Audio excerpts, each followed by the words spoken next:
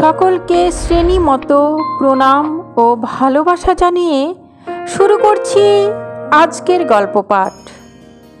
আজকের গল্প একটি মেয়ে লতা।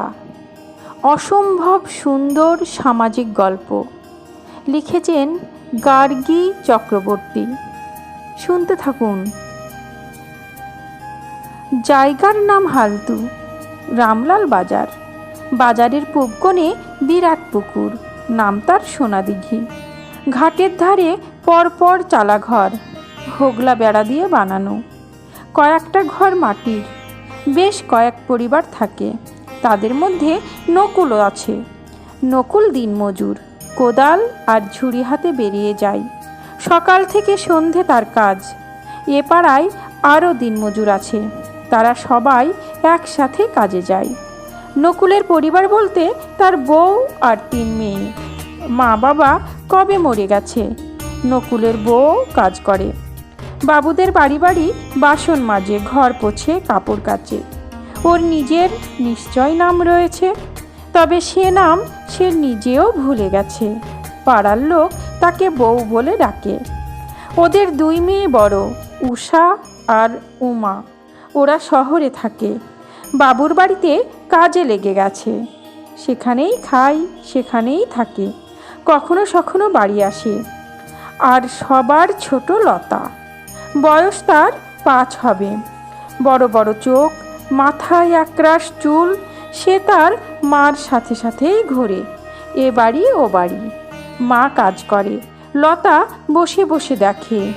দিন আসে, দিন যায়, এমনিভাবে সময় বয়ে যায়। একদিন সকালে বউ গেছে পুকুর পাড়ে। মাঘ মাসের শীত, চারপাশে কুয়াশা। নকুল খুব ভোরে বেরিয়ে গেছে। বউ এবার লতাকে নিয়ে বাবুর বাড়ি যাবে। ঠান্ডা জলে হাত মুখ ধুয়ে সে উঠে আসে। ঘরে এসে দেখে লতা নেই। এধার দেখে, ওধার দেখে, চারপাশে খোঁজে, কত ডাক পারে। লতা, ও লতা, গেলি কোথায়? মনে মনে ভাবে, কি বিপদে ফেললো মেয়েটা।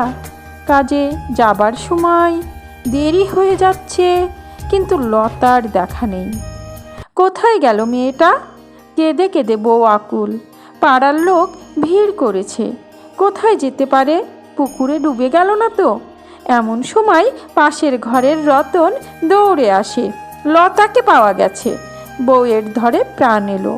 এখন মুখে হাসির ঝলক। কোথায়? মেয়েদের স্কুলে। এ কথা শোনা মাত্র বউ গেল রেগে। নিমেষে চোখের জল গেল শুকিয়ে, হাসির রেখা গেল মুছে। বাসন মেজে তো খাবে, লেখাপড়া শিখে হবেটা কি? এই বলতে বলতে বউ এগিয়ে চলে। সোনাদিঘির কাছে স্কুল, টিনের লম্বা ঘর, চারধার ঘেরা, মাঝে খেলার মাঠ। কাঠের গেট খুলে বউ সোজা হেঁটে চলে। সামনেই স্কুল ঘর, দরজা খোলা। দিদিমণির পাশে লতা বসে আছে। মাকে দেখে ভয় পায়, যেন খুব অপরাধ করেছে। বাড়ি চল, বউ বলে ওঠে। দিদিমণি লতাকে যেতে দেয় না, বলে, ও বউ, মেয়েটাকে নিয়ে বাড়ি বাড়ি কেন যাও? ও থাক না এখানে, লেখাপড়া শিখুক, পরে কাজে আসবে। ছুটির ঘণ্টা বাজল। ঢং ঢং ঢং। ছোট ছোট মেয়েরা দলে দলে বেরিয়ে এলো, কিচির মিচির, যেন পাখিদের কাকলি। লতাও ওদের মধ্যে। পুকুর ধার দিয়ে লতা চলেছে, হাতে বই খাতা, দুলে দুলে হাঁটছে। দেখতে দেখতে 1.5 বছর হয়ে গেছে। দিদিমণি কত গল্প বলেন, পৃথিবীর ইতিহাস, মানুষের ইতিহাস, আরও কত কি। আজ লতার মহা আনন্দ। প্রথম বাক্য রচনা করেছে। কথা বলা এক জিনিস, কথা গুছিয়ে লেখা সে এক নতুন জিনিস। লতার চোখে মুখে খুশি উপচে ওঠে, নতুন কিছু শেখার আনন্দ। নাচতে নাচতে মাথা হেলিয়ে লতা চলল। মা বাবা লেখাপড়া জানে না, বাড়ি গিয়ে কাকে বোঝাবে লেখাপড়া কাকে বলে। এমন সময় ওদের পাড়ার রানু দিদি ডাক দেয়, ও লতা, শিগগিরই বাড়ি যা, তোর ভাই হয়েছে। লতার মুখখানা খুশিতে ভরে উঠল। এক দৌড়ে বাড়ি। মাটিতে মা শুয়ে আছে, পাশে ছোট্ট শিশু, একটা পুতুলের মতো। এ বাড়ি ও বাড়ির বুড়িরা এসেছে, তাদের কত হাসাহাসি, সবাই খুশি, মা খুশি, বাবা খুশি। লতা কতবার শুনেছে মাকে বলতে, আমাদের পোড়া কপাল, ছেলের মুখ দেখা আমাদের কপালে নেই। আজ লতাও বোঝে তাদের মহাসুখের দিন। এতদিনে ভগবান দয়া করল। বাবা হারু কাকাকে বলছে, মরলে পরে মুখে আগুন দেবার লোক এলো। ভাইয়ের নাম হলো সোনা, একেবারে সোনার চাঁদ ছেলে। পরপর 3 মেয়ের শেষে এই ছেলে, প্রথম ছেলে। কতকাল নকুল আর বউ ছেলের স্বপ্ন দেখত, কতকালের আশা এতদিনে পূরণ হলো। লতা খুশিতে ডগমগ, ছোট্ট হাতে ভাইকে ধরার চেষ্টা করে। জ্যান্ত পুতুল, কি মজা, ভাইকে নিয়ে খেলবে ভেবেই চলেছে কত কি। 1 মাস না হতে বউ কাজে যায়। পাড়ার লোকেরা এখন তাকে সোনার মা বলে ডাকে। বউয়ের এই ডাক পছন্দ। সত্যি তো সে সোনার মা। ছেলের মা হওয়া কত ভাগ্য। সকাল থেকে বৃষ্টি পড়ছে, মেঘলা দিন, তবু বউকে কাজে যেতেই হবে। লতা নিজের বই খাতা গোছাচ্ছে। এমন সময় চমকে উঠল লতা, তোর আর স্কুলে গিয়ে কাজ নেই, ভাইকে দেখতে হবে না? সোনাকে দেখাশোনার ভার পড়ে লতার উপর। লতার সরল মুখখানি ম্লান হয়ে গেল। চোখের পাতায় এক রাশ ছায়া ঘনিয়ে আসে। ব্যথায় বুকটা টনটন করে ওঠে। মনে মনে ভাবে, এ কি হলো? আমি লেখাপড়া শিখতে পারবো না? চোখ দিয়ে টস টস করে জল পড়ে। মা যাতে না দেখে লতা পুকুর ধারে পালিয়ে যায়। বৃষ্টি থেমেছে। শ্রাবণের আকাশ, গাছের পাতা থেকে টুপ টাপ জল ঝরছে। লতা ঘাটে বসে কেঁদে ওঠে। বর্ষার ধারার মতো কান্না আর থামে না, ফুপিয়ে ফুপিয়ে কাঁদে। তারপর মাস যায়, বছর যায়, সোনা ধীরে ধীরে বড় হয়। সোনা এখন নকুল আর বউয়ের চোখের মণি। সোনা দুধ খায়, কলা খায়, এ ভাগ্য মেয়েদের হয়নি। লতাও দুধ ভালোবাসে। সে দেখে সোনা চুমুক দিয়ে দুধ খায়। লতা বোঝে সোনা বড় আদরের, তার জন্য সব আলাদা। এটাই বুঝি নিয়ম। লতা বড় অনায়াসে মেনে নেয়। পুজোর বাজনা বাজে, ঢাকিরা এসে গেছে। নকুল ষষ্ঠী পুজোর দিন বাজারে যায়। সোনার জন্য ছাপা শার্ট আর প্যান্ট আনে। লতার জন্য লাল ফিতে। তার জন্য জামা আনার পয়সা নেই। নতুন জামা পাবে লতা ভাবেও নি। প্রতি বছর পুজো আসে, লতার নতুন জামা পরা কোনো দিন হয়নি। সোনাকে নতুন জামা পরিয়ে লতা ছুটে যায় পুজো মণ্ডপে। তার ভাই নতুন জামা পরেছে, তাতেই সে খুশি, যেন নিজেই নতুন জামা পরেছে।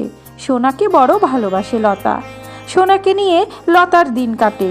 সোনার 6 বছর বয়স হয়ে গেল। এবার সে স্কুলে যাবে। নকুল ও বউয়ের কত উৎসাহ।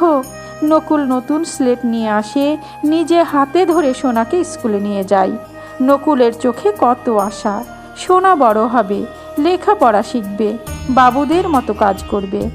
লতা নিজের পুরনো বইগুলো দেখে, মাঝে মাঝে ধুলো ঝাড়ে, যত্ন করে রাখে। সোনা লেখাপড়া শিখবে, লতাও মহা খুশি। লতার সেই বুক ভরা দুঃখ হারিয়ে গেছে।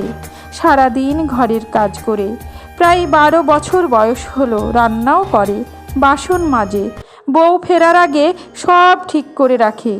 দেখতে দেখতে লতা বড় হয়ে যায়।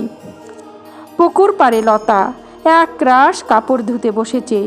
মা আসার আগে কাজ শেষ করবে। সোনাও স্কুল থেকে আসবে।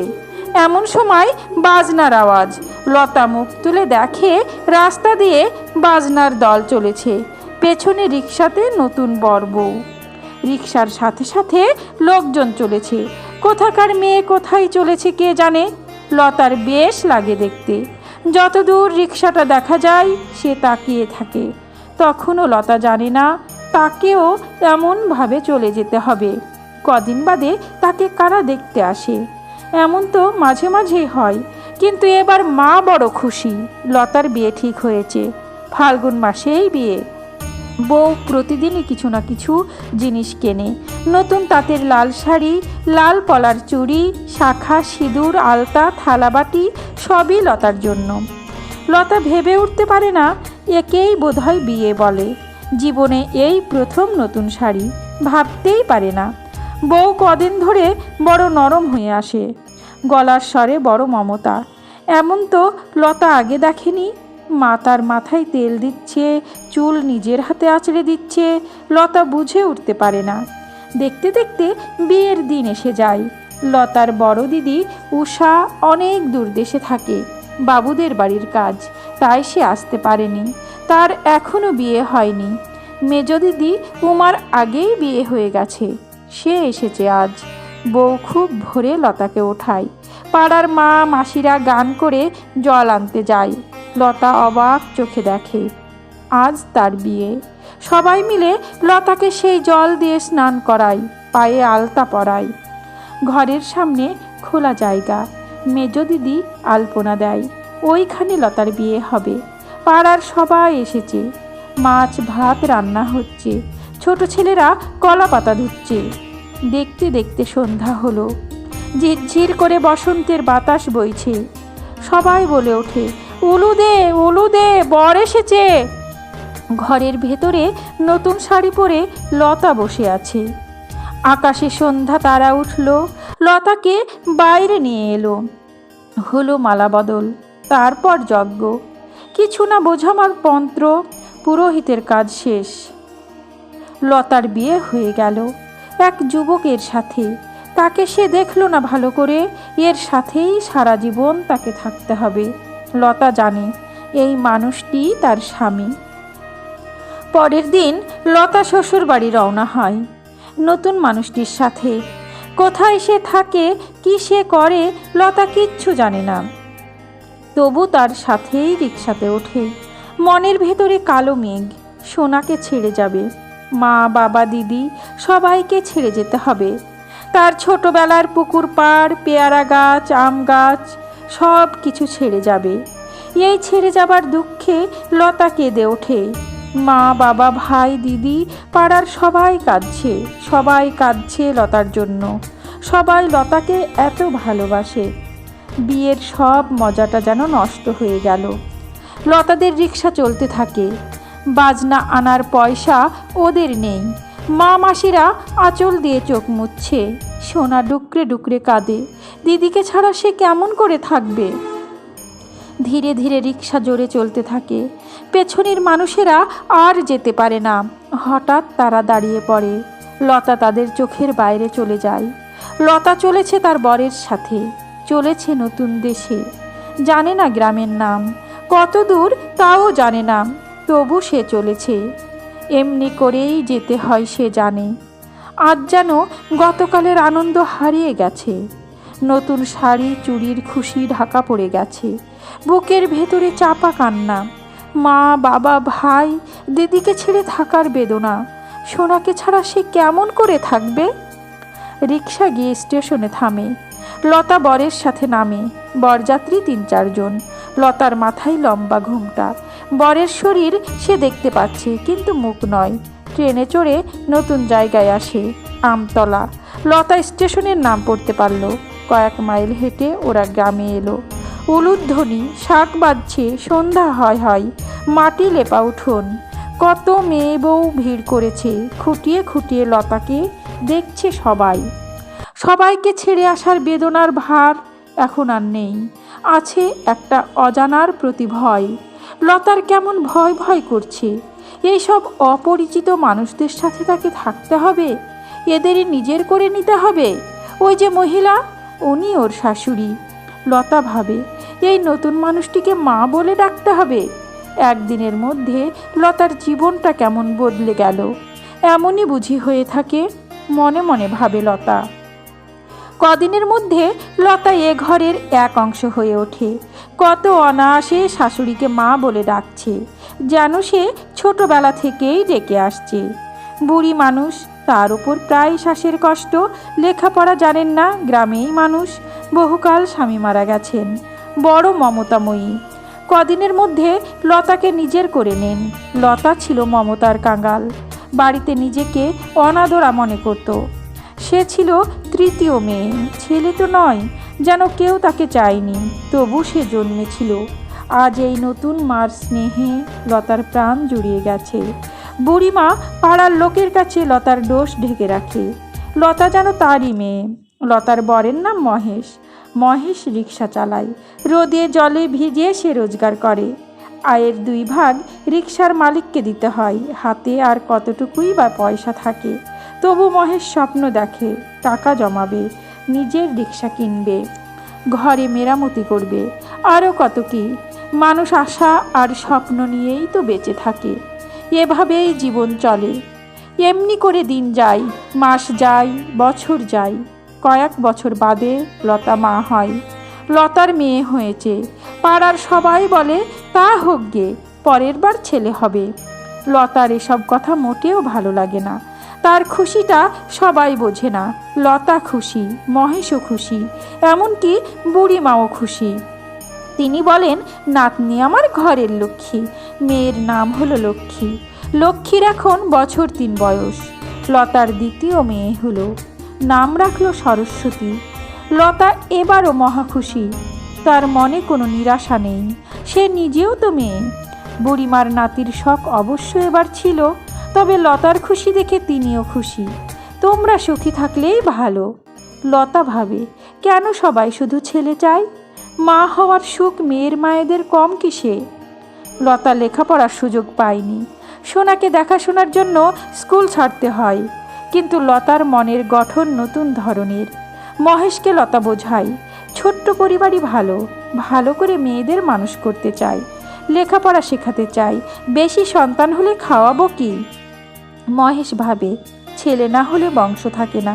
মরলে পরে মুখে আগুন দেবে কে? লতা বোঝায়, কেন? মেয়ে মুখে আগুন দিলে বুঝি স্বর্গলাভ হবে না? লতা হেসে গড়িয়ে পড়ে। আসলে লতা অন্য জাতের মেয়ে। যে ভালো কাজ করে সে যুগ যুগ বাঁচে। ভালো সৎ কাজেই বংশ পরিচয়। সে কাজ ছেলেই করুক আর মেয়েই করুক। অবশেষে মহেশ মেনে নেয়। দিদিমণির কাছে লতা গল্প শুনত। সেই রানী লক্ষ্মীবাইয়ের আজও তার চোখে ভাসে। লতা স্বপ্ন দেখে কত কি। লক্ষ্মী সরস্বতী বড় হবে, স্কুলে যাবে। নিজের জীবনে লতা যা হতে পারেনি, ওদের তেমনটা হতে হবে। লতা বুঝতে শিখেছে লেখাপড়া কাকে বলে। লেখাপড়া জানলে অসুখ বিসুখ কি তা জানা যায়। ছোঁয়াছুঁয়ির বাজবিচার চলে যায়। জাতপাত নিয়ে ভাবনাও আসে না। দিদিমণির কাছে লতা জেনেছিল কত কি। মেয়েরা একটু একটু করে বড় হতেই লতা কাজের খোঁজ করে। মহেশের রোজগার যা হয় তাতে কোনো মতে চলে যায়। সে মেয়েদের ভালো করে মানুষ করতে চায়। আর একটু টাকা হলে ভালো হয়। একা মহেশ কত করবে? এদিক ওদিক কাজের খোঁজে যায়। অবশেষে কিছু দূরে এক হাসপাতালে কাজ পায়। দায়ের কাজ। সারাদিন বড় খাটুনি। তবু মাস গেলে হাতে কটা টাকা পায়। তার নিজের রোজগার, কষ্টের রোজগার। এক নতুন আস্বাদ লতা অনুভব করে। হাসপাতালে কাজ পাওয়ার পর লতাকে আরও সুন্দর লাগে। নিজের প্রতি বিশ্বাস বাড়ে, কিন্তু অহংকার নেই। নিজেকে আরও কর্মঠ মনে হয়। বুড়িমাও খুশি। হাসপাতাল থেকে লতা তার জন্য ওষুধ আনে।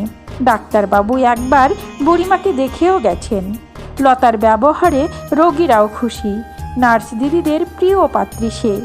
কোনো কাজের কথা বললে তার এতটুকু বিরক্তিবোধ নেই, বরং সব সময় মুখে হাসি নিয়ে সে কাজ করে।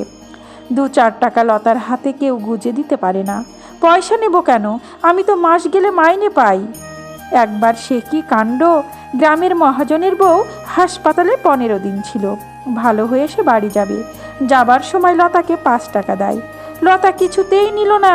শুধু নিল না তা নয়, সে বলল, দিদি তুমি নার্স দিদিকেও বুঝিও এমন দিচ্ছ। তাতে বউ গেল চটে। লতা তখন নরম করে বলল, তুমি রাগ করো কেন? আমি তো ওই নার্স দিদির মতোই মাইনে পাই।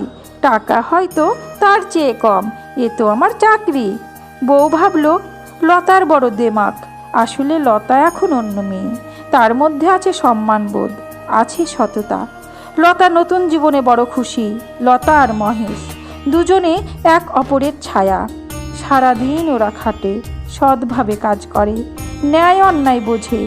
দিনের শেষে ঘরের উঠোনে বসে ছোট্ট পরিবার, কিন্তু বড় নিবিড় পরিবার। মায়া, মমতা, স্নেহ, ভালোবাসা ছড়িয়ে আছে সবখানে। মহেশ লতার সাথে সাথে ঘরের কাজ করে, এতে তার পৌরুষ কমে না। বুড়িমা খুশি হয়, ছেলেকে বলে, বউ এত খাটে, তুই জানা ওর সাথে। লতার জীবনে বুড়িমা যেন তার সত্যিকারের মা। সারাদিন লতা কাজ করে, তবু তার স্বভাবখানা নরম। দিনের শেষেও তার মুখখানা চাঁদের আলোর মতো, গলার স্বরে কোনো তিক্ততা নেই। আসলে ওরা সবাই সবাইকে ভালোবাসে। মন খুলে ভালোবাসতে হলে বিরাট হৃদয় লাগে। ওদের ঘরখানা ছোট্ট, তবে বিশাল আকাশের মতো হৃদয় রয়েছে ওদের। হালতুর সেই সোনাদিঘি। লতা চলে গেছে 20 বছর হলো। এর মধ্যে কত কি ঘটে গেল। নকুল কলেরায় মারা গেছে, সময় মতো ডাক্তারের কাছে যায়নি। সোনার বিয়ে হলো, লতাও তখন এসেছিল। সেই সোনা বড় হলো, বিদ্যুতের মিস্ত্রি হলো, বেশ ভালোই কাজ করত। তারপর আরও বেশি রোজগারের নেশা লাগলো। বেশি টাকার আশায় অসৎ পথে পা বাড়ালো। 6 টাকার জিনিসকে 8 টাকা বলতে শিখলো।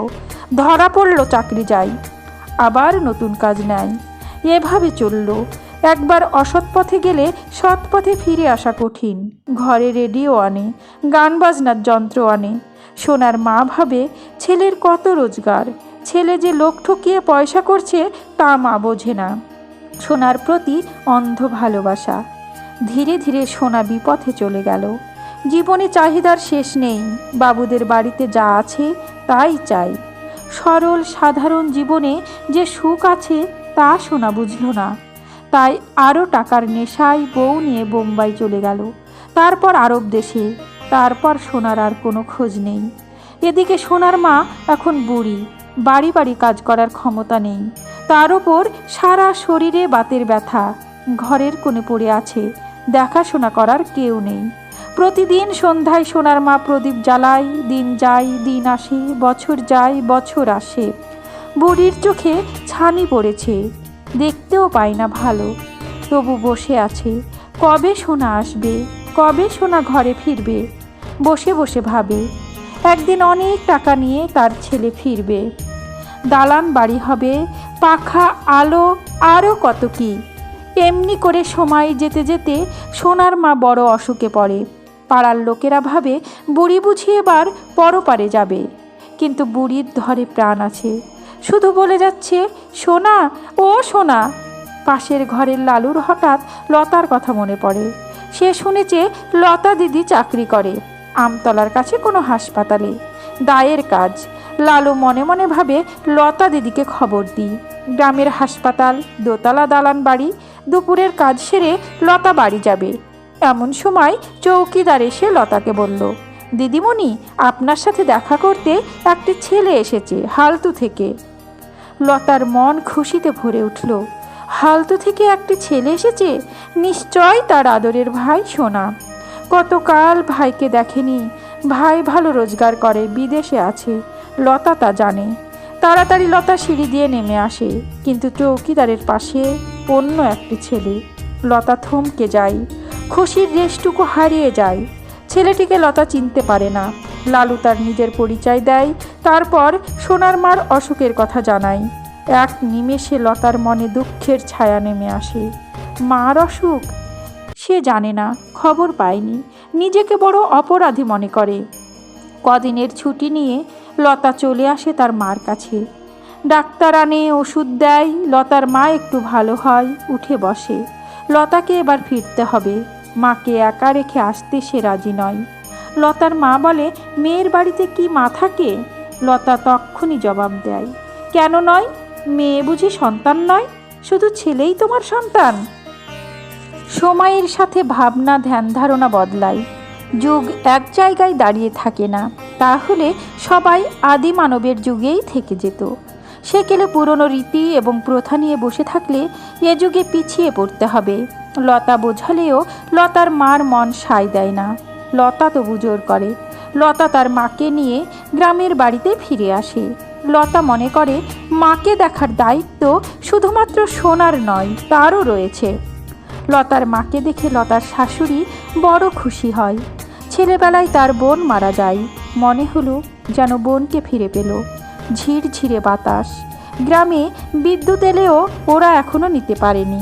লতার মেয়েরা লণ্ঠনের আলোতে লেখাপড়া করে। বাইরে উঠোনে মাদুর পেতে শুয়ে থাকে দুই বুড়ি, লতার মা ও শাশুড়ি। দুদিনেই বুড়িরা একে অপরের সঙ্গী হয়ে ওঠে, বুড়ো বয়সের বন্ধু। নিজেদের অতীত জীবনের কথা বলে, এখন শুধু অতীতকেই ধরেই জীবন। কাজের ফাঁকে ফাঁকে লতা ওদের দেখে, বেশ লাগে দেখতে। এমনি করে সময় চলেছে, দেখতে দেখতে আরও 6 বছর কেটে গেল। লতার মা এ পরিবারের একজন হয়ে গেছে। শীতের মাস, লতার মা হঠাৎ জ্বরে পড়ে। জ্বর আর থামে না। হাসপাতাল থেকে ডাক্তার আসে। এ তো নিউমোনিয়া, ডাক্তার বলে। এই বয়সে এ অসুখ, তারপর গ্রাম দেশে।